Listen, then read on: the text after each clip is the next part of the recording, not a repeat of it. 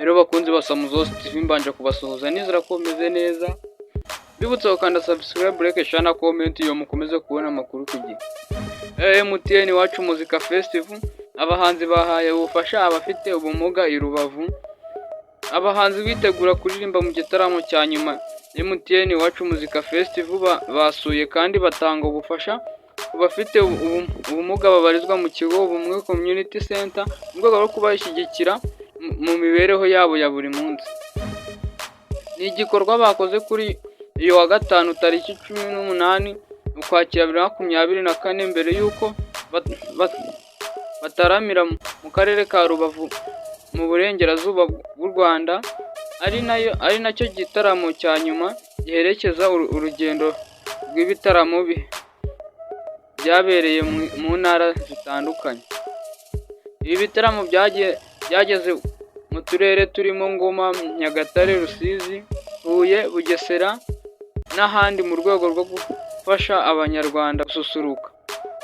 Ariko kuri iyi nshuro ibi bitaramo nibizagera muri Kigali bitandukanye n'uko byagenze umwaka ushize. Abahanzi bakora imyitozo yo kuririmba bafashijwemo n'itsinda rya Symphony Band ndetse hamwe na hamwe bagiye bataramira bakorana siporo n'abaturage. Mu rwego rwo gusoza neza ibi bitaramo byageze hirya no hino mu gihugu, abahanzi basuye abana babarizwa mu kigo Ubumwe Community Center cyita ku bafite ubumuga bo mu karere ka Rubavu. Uretse kubaha ibikoresho, abahanzi basangiye nabo mu rwego rwo kubagarurira icyizere cy'ubuzima.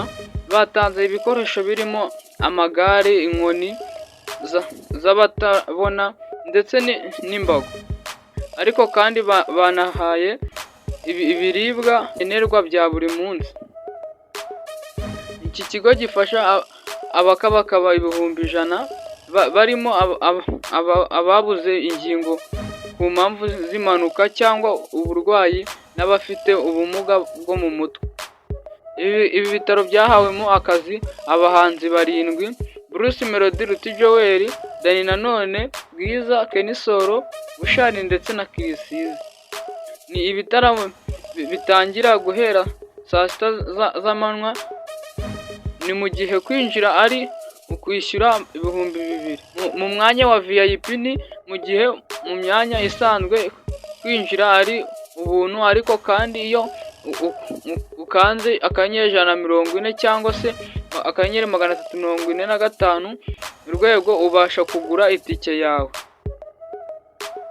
Abahanzi bari muri MTN Iwacu Muzika Festival batanze ibikoresho ku bafite ubumuga babarizwa mu kigo Ubumwe Community Center.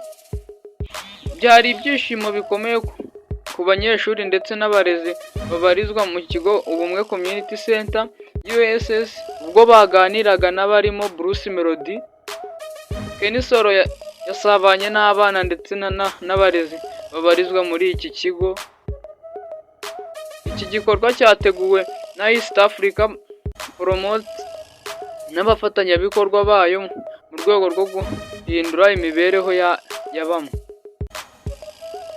Abana b'abahanzi bakoze iki gikorwa mu gihe bitegura gukora igitaramo cya nyuma giherekeza MTN Iwacu Muzika Festival. Rero ngakara kumwagizaho n'ikinyamakuru cya Samuzosi TV. Mbibutsa gukanda subscribe, like, share na comment kugira mukomeze kubona amakuru ku gihe. Thank you.